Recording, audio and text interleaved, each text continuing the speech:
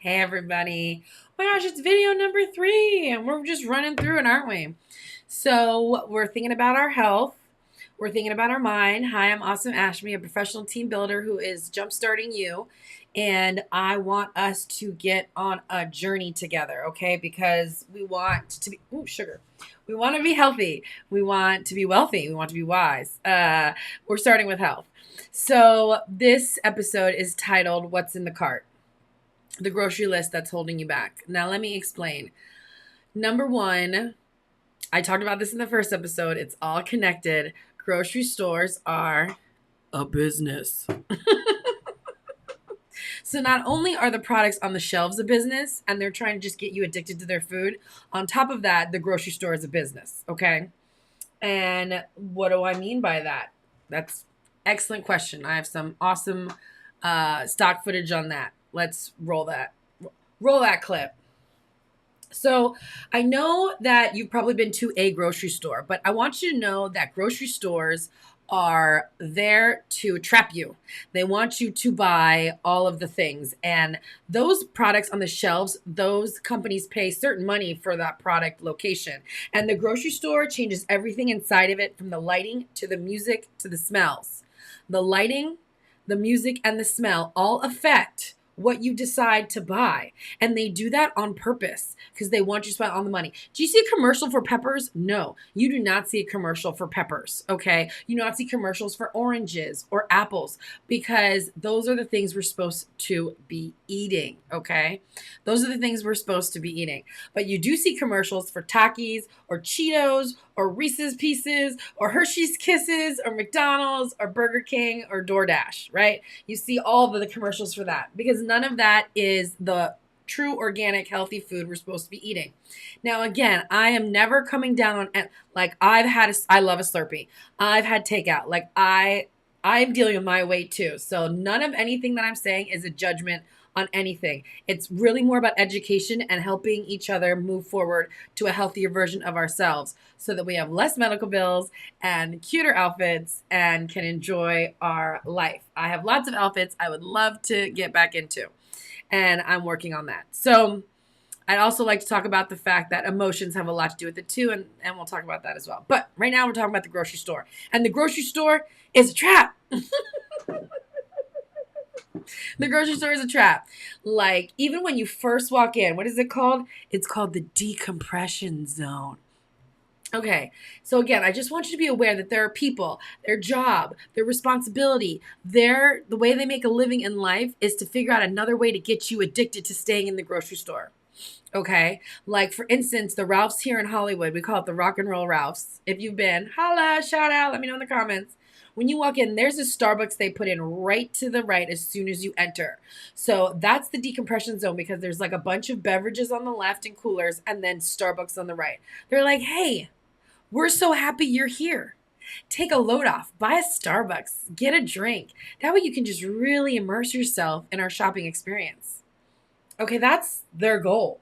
They want you to stay there. They want you to stay there.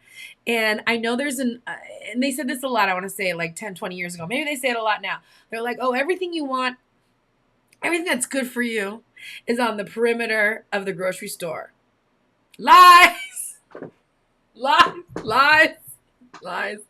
Now, over 70% of all U.S. food, really try to think about how intense that is. 70%, not 25%, not even half. Almost all of the food in America is processed and not real. So that's what I'm saying when I mean the odds are against you. You already have most of the food in the world that you live in, right? That has been processed, been through some sort of process that you shouldn't be eating it, right? So it's not natural. It's messing with your body. And I think that's like very easy to tell. I think we've had a lot more children that suffer like celiac and gluten allergies. And like I was lactose, I am lactose, not like I changed, I am lactose intolerant to a certain degree.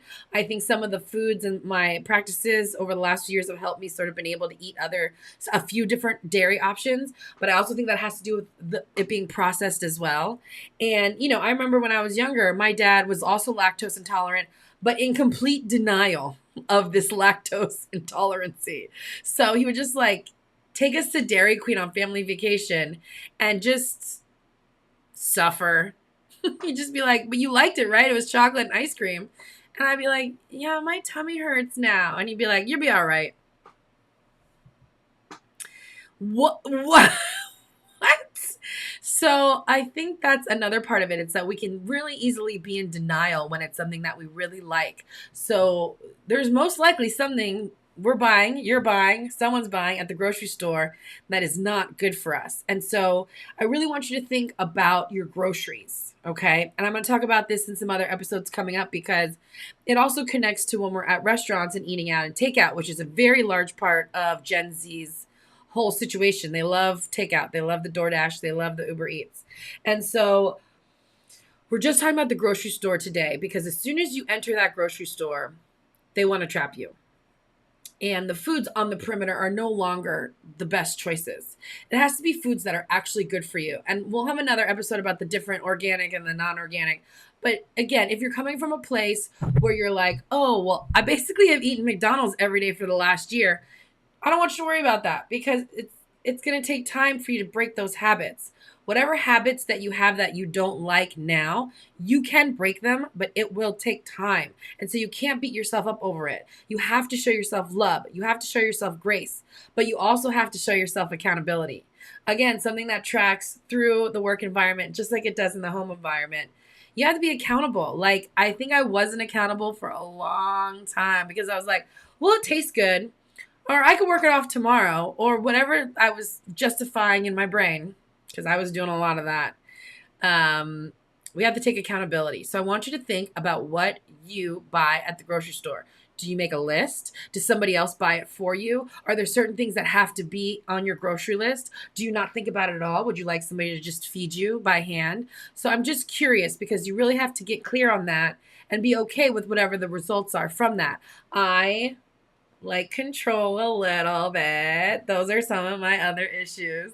And since I do like control so much, I do like being the person who goes to the grocery store. I like to pick out the things. And I've realized over time, over the years of existing on the planet, that if I don't make a plan for what I'm going to eat meal-wise, then that also messes up my grocery list, even if I buy all healthy things. I have to know like, oh, for breakfasts, I'm probably going to have this. I'm going to have this for lunch. And, you know, we're also going to talk about meal planning because there's good and bad to that too, right? So we're taking a baby step, one step at a time. I just want you to think about your trip to the grocery store. Who goes with you? Do you go? Does somebody else go for you? Do you make a list?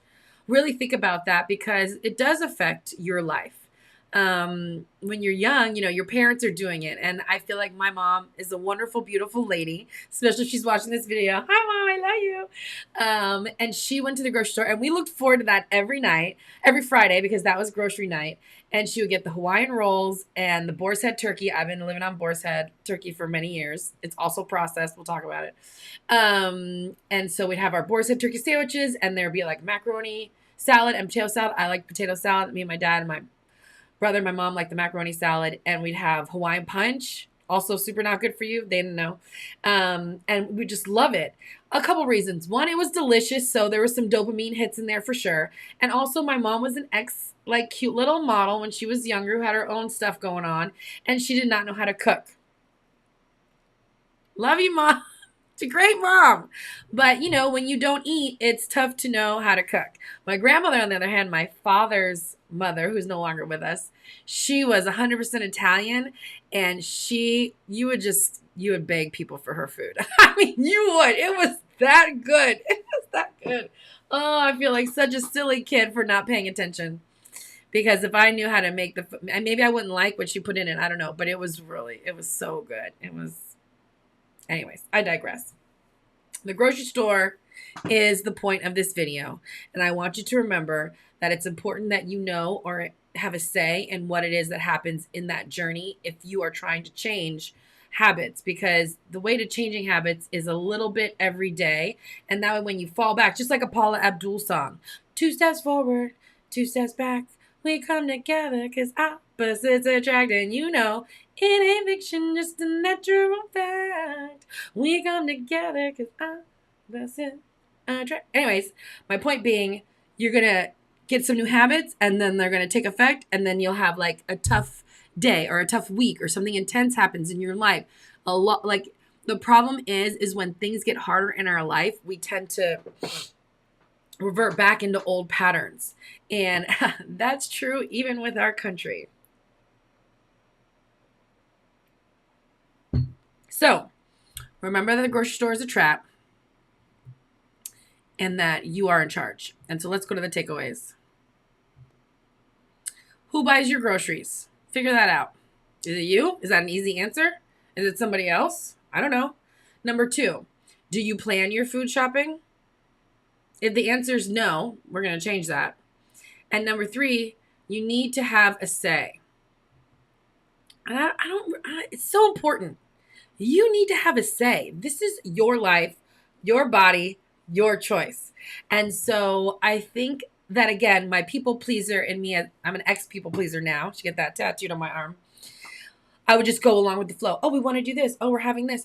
And it's funny because a lot of my friends growing up over the years didn't struggle with their weight. They're just naturally thin or naturally short or naturally, whatever. But they they didn't have a lot of weight on them. I think just maybe my couple best friends when I was first growing up maybe have a similar affliction, but that's about it. As I got older into the high school, college, and so it's tough. It's tough. If you're in this boat with me, it's tough. So it's tough.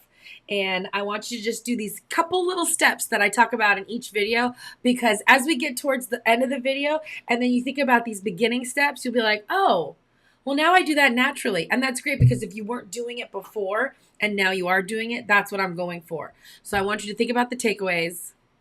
I'm going to go back to them real quick. Who buys the groceries? Answer it. Do you plan your food shopping? Answer it. You need to have a say. Now, that's not a question. Them's are facts. You need to have a say. This is your life, your body, your choice. Can't wait to see you in the next video where we talk about a new topic having to do with your health. See you later, everybody. Bye.